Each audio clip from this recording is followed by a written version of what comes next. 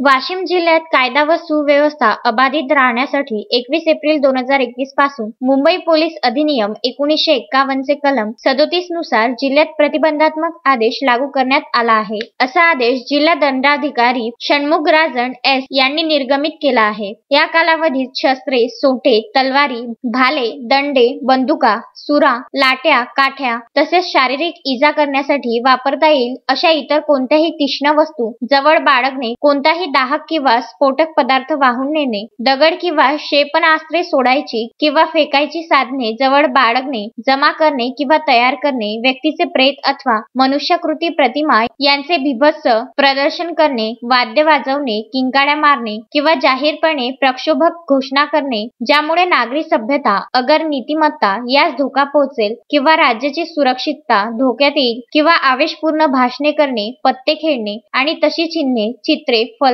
किंवा कोणत्याही जिन्नस वस्तू तयार करणे किंवा त्याचा प्रचार करण्यास मनाई करण्यात आली आहे। अंत्ययात्रा किंवा शासकीय सेवेत तैनात कर्मचारी यांना हा आदेश लागू राहणार नाही। पोलीस स्टेशनचे अधिकारी यांच्या कार्यक्षेत्रात परिस्थितीनुरूप योग्य कारण असेल तर तसे करण्याशिवाय पर्याय नसेल तर अशा परिस्थितीत याबाबत कोणताही आदेश नजीकचे उपविभागीय पोलीस अधिकारी यांच्याशी विचार विनिमय करून आदेश लागू करण्यास उपविभागीय दंडाधिकारी यांना प्राधिकृत करण्यात येत आहे। तसेच आवश्यकता वाटल्यास उपविभागीय दंडाधिकारी यांनी संवेदनशील ठिकाणी विशेष कार्यकारी अधिकारी दंडाधिकारी यांच्या नेमणुका कराव्यात असे जिल्हा दंडाधिकारी षण्मुगराजन यांनी निर्गमित केलेल्या आदेशात म्हटले आहे।